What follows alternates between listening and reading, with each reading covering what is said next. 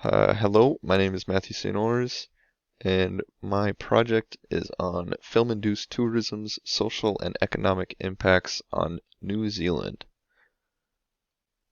So, to begin with, I'm going to start with a little overview. Now, film-induced tourism is location-based tourism that relates to film. And film-induced tourism can be broadened into two different categories, being on-location tourism and off-location tourism. Um, Pretty self-explanatory. On-location tourism is when there is a direct relationship between a space or a place and the film or an attraction from the film being the place, and off-location being kind of like themed sites, like bars, uh, that represent or have memorabilia in the area. Sorry if you can hear my roommates.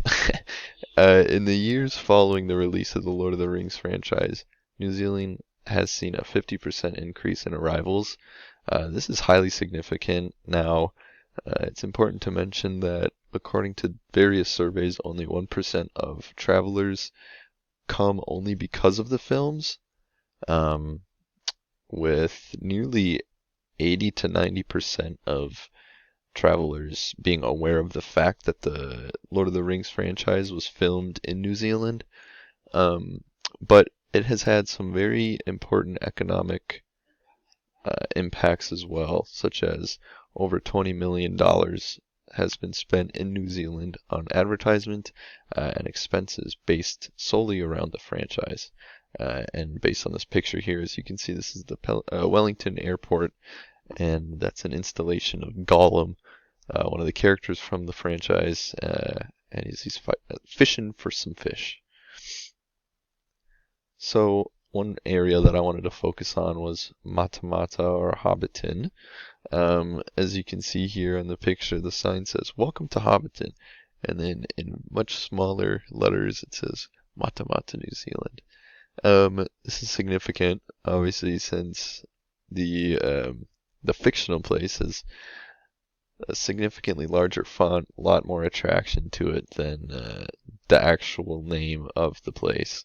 With a population of 8,500 people, it's quite the small town, and it is an hour away from any nearby cities, which means that it is a hotspot for people that are coming and going between these big cities for, like a restaurant break, restroom stop, or fast food or something like that to take on the road.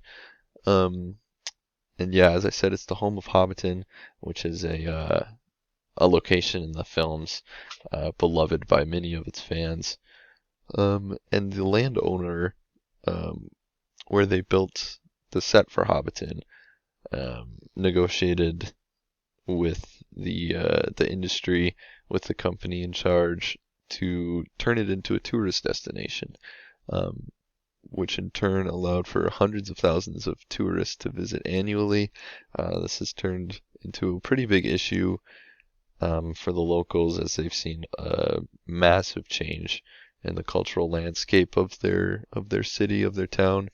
Going from I need to keep going. Um, Tourism leading to this is the economic impacts of tourism in New Zealand. Um, Tourism has been a leading component in New Zealand's economy, as it is the largest export industry. Nearly 20% of total exports come from the tourism industry, and it employs nearly 13% of the national workforce. Over 5% of the country's total GDP comes from the tourism industry, and the film industry itself supports nearly 21,000 local jobs. And this is a quick little graph showing the visitor arrivals in New Zealand. As you can see, the spike increase over time. And this is a slide based on the underrepresentation of different groups of people in the film industry. New Zealand The New Zealand Film Commission identified the Maori people, Pacific peoples, women, and communities of the LGBTQIA+ as underrepresented in the film industry specifically. But that's not specific to New Zealand. This trend of underrepresentation is noticed everywhere. And people in positions of power may inaccurately represent different cultures and perpetuating harmful stereotypes. A lot of times these people of power reach out to people from these various groups, but that doesn't mean that they always have to listen or take their advice. And this trend has been steadily slowing down, and this is a good thing as representation and diversity has increased over time. Here are my references, and then a quick question slide.